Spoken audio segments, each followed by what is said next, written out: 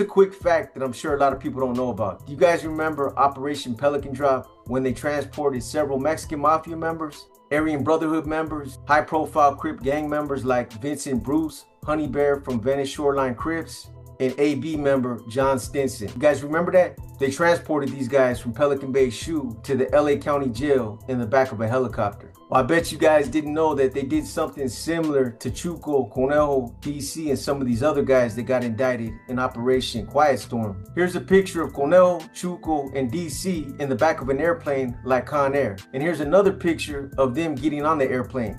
And then finally, you got a picture of several more individuals that were indicted in Operation Quiet Storm that are also on this plane. It doesn't get any better than some of these exclusive pictures. I put you guys on a yard so that you can see some of their entourages, and now you've seen them in the back of Con Air. Anyway, from this point on, I'm sure a lot of you know what happens next. These guys go on to fight their cases for a few years. They finally end up getting convicted, and then now they're finally getting transitioned to the federal system. We'll see what happens. We'll see how this all plays out over the course of time. Nothing has happened yet, but I'm sure something will when they land on the right yard. I'll probably run another story about what's happened in Salinas Valley since these guys have left, but trust me, it doesn't sound like things have gotten any better since Bobby Lopez, Silencio from San Juan, took over. Aside from all the homicides that seem to be plaguing the state system, it seems like the same drama continues to happen on both B and C yards. The main emphasis over there continues to be focused on making money, peddling cell phones, and crushing the market. It's a shame, but recently on July 21st, 2025,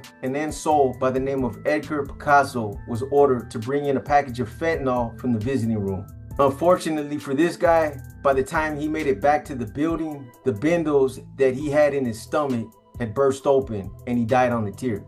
The cold part about it is that the individual that ordered him to bring in that package seemed to be more concerned about losing his package than he did about this guy losing his life. Another great example of carnalismo. It's a cold game, but again, these are the kind of things that continue to happen all the time. There's so many things that were going on in Salinas Valley, things that I'll probably run stories on in the future, but some of the stuff that was happening is crazy.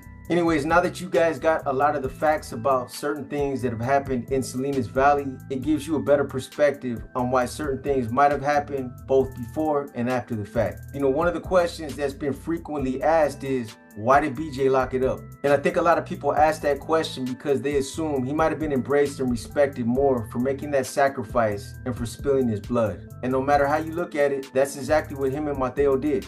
They were both victimized for standing up and for attempting to carry out the federal faction's directives. Something else